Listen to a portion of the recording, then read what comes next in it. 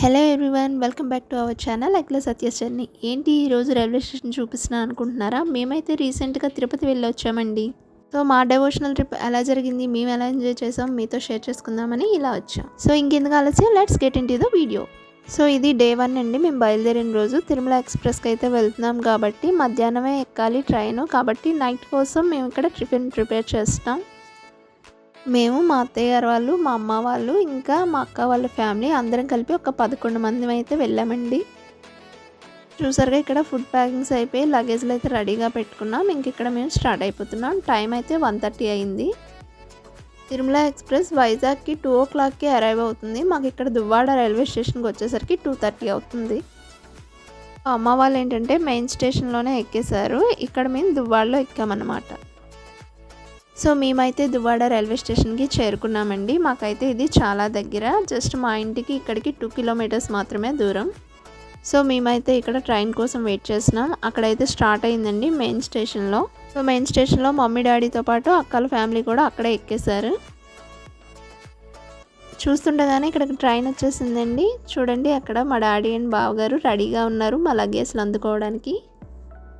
So train ఎక్కేసాక మా వాళ్ళంతా ఎవరికి నచ్చినట్టు వాళ్ళు తెగ టైంపాస్ చేసేస్తున్నారు. నేనైతే ఇక్కడ మా అక్క వాళ్ళ పిల్లలకి కొన్ని ఫన్నీ క్వశ్చన్స్ వేస్తూ అలా టైంపాస్ చేసేసా.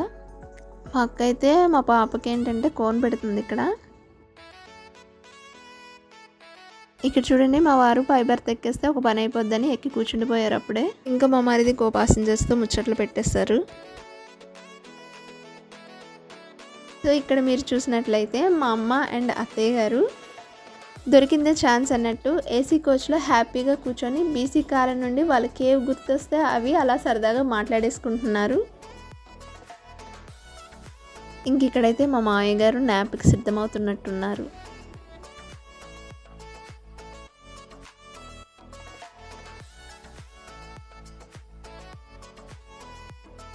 ఇక్కడ మా నాన్నగారు ఆల్రెడీ న్యాప్లోనే ఉన్నారు. అందరూ కనిపించారు కానీ మా బావగారు ఎక్కడో మిస్ అయిపోయారండి.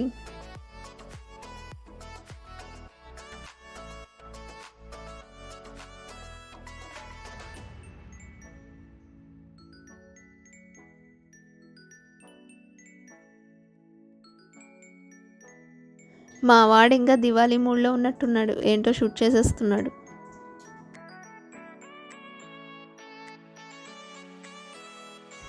సో అలా పిఠాపురం రీచ్ అయ్యామండి. పిఠాపురం ఈ మధ్య చాలా ఫేమస్ అయిపోయింది. అది ఎందుకో మీకు కూడా తెలుసు కదా. సో తెలియకపోతే తెలుసుకోండి. మన పవన్ కళ్యాణ్ గారు ఇక్కడి నుంచే ఎమ్మెల్యేగా పోటీ చేసి భారీ మెజారిటీతో గెలవడమే కాకుండా ఇప్పుడు మన స్టేట్కి ఆయన డిప్యూటీ సీఎం కూడా.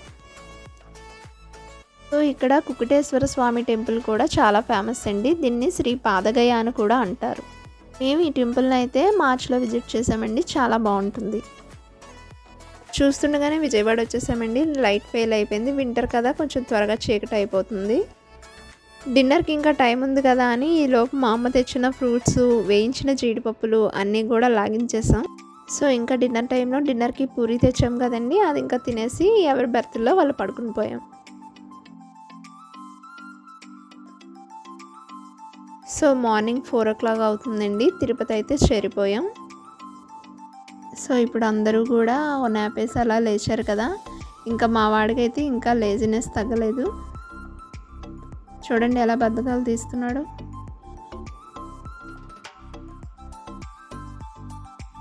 మేమైతే తిరుపతి ట్రైన్ దిగిన దగ్గర నుండి మళ్ళీ మా ట్రిప్ మొత్తం కంప్లీట్ అయ్యేంత వరకు కూడా మేము ఒక ట్రావెల్ ఏజెన్సీ వాళ్ళని కాంటాక్ట్ చేసి ఒక 20-seater వెహికల్ని అయితే బుక్ చేసుకున్నామండి. ఈ వెహికల్ అయితే మాకు చాలా కన్వీనియంట్గా అనిపించిందండి. ఈ 3 daysలో కూడా మాకు స్ట్రెయిన్ అనేది తెలియలేదు. మేమైతే తిరుపతితో పాటు అరుణాచలం ఇంకా వెల్లూరు కూడా వెళ్ళామండి. సో ట్రిప్ అంతా కూడా మాకు ఇక్కడ నుండి ఈ వెహికల్లోనే జరిగింది. సో ఈ ట్రావెల్ ఏజెన్సీ వాళ్ళతో ట్రిప్ అనేది చాలా కంఫర్ట్గా అండ్ సేఫ్టీగా ఉంటుందండి. మీరు ఎవరైనా తిరుపతి వెళ్ళినట్టయితే వీళ్ళని కాంటాక్ట్ చేయండి ఇఫ్ మీకు అవసరమైతే.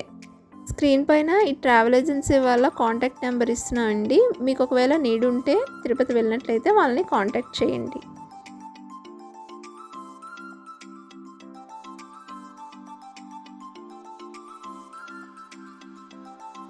సో మనమైతే ఇప్పుడు అలిపిరి దగ్గర చెకింగ్ పాయింట్ దగ్గరికి వచ్చేసామండి.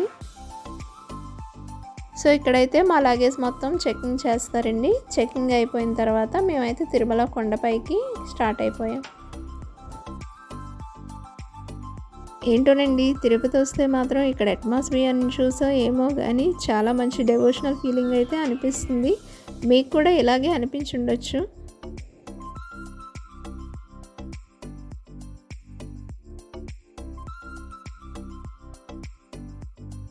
సో మేమైతే ఇప్పుడు తిరుమల ఘాట్కి అయితే స్టార్ట్ అయిపోయామండి. మేమైతే ఈ తిరుపతి ట్రిప్ వెళ్ళింది నవంబర్ 2nd వీక్ కదండి. మాకైతే అంత చలి అయితే తెలియలేదు. మాకైతే ఒక 40 minutes టైం పట్టిందండి తిరుపతి నుండి తిరుమల కొండకి చేరుకోవడానికి. సో కొండపైకి వెళ్ళేసరికి 6 అయ్యేటప్పటికి ఇంకా లైటింగ్ మొత్తం వచ్చేసింది.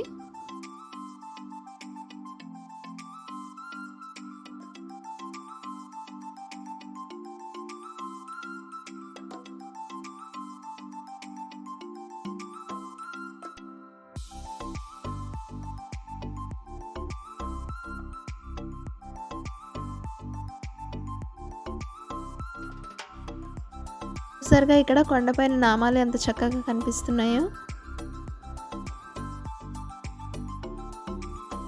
సో ఇక్కడైతే మేము వెళ్ళే వేలో ఇక్కడ మా డ్రైవర్ అన్న ఒక హిల్ దగ్గర ఆపి వెంకటేశ్వర స్వామి ఫేస్లా ఈ హిల్ కనిపిస్తుందని చెప్పారండి. నాకైతే అది సరిగా అర్థం అవ్వలేదు. మరి మీరు ఎప్పుడైనా కొండెక్కుతున్నప్పుడు వెంకటేశ్వర స్వామి ఫేస్ని ఇలా నోటీస్ చేశారా? ఇంకొంత జర్నీ అయిన తర్వాత ఇంకో దగ్గర కూడా చూపించారండి ఇలా హిల్ దగ్గర. ఇదైతే మాత్రం మాకు చాలా బాగా కనిపించింది. ఇక్కడ చూస్తున్నారు కదా సర్కిల్లో వెంకటేశ్వర స్వామి మనకి విగ్రహం పెట్టినట్టే ఎంత చక్కగా కనిపిస్తున్నారు. ఈసారి తిరుమల కొండపైకి వెళ్ళినప్పుడు మీరు కూడా ఒకసారి అబ్జర్వ్ చేయండి, చాలా బాగా అనిపిస్తుంది.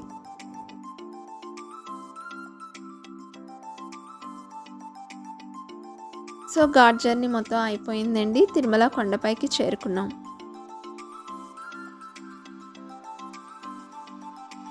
అబ్బా, తిరుమల రోడ్లు చూసారా ఎంత పీస్ఫుల్గా ఉన్నాయో.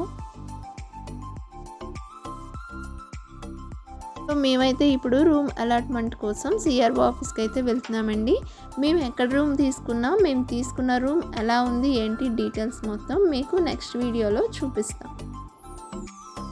సో ఇదండి మా తిరుపతి ట్రిప్లో డే 1 ఎలా గడిచిందో చూసారు కదా. డే 2 వీడియోతో మళ్ళా కలుద్దాం. మీలో ఎవరైనా మా ఛానల్ని ఫస్ట్ టైం చూస్తున్నట్లయితే మరిన్ని ఇంట్రెస్టింగ్ వీడియోస్ కోసం మా ఛానల్ని ఇప్పుడే సబ్స్క్రైబ్ చేసుకోండి. సో నెక్స్ట్ వీడియోలో మళ్ళా కలుద్దాం. Until then bye bye. Thank you for watching.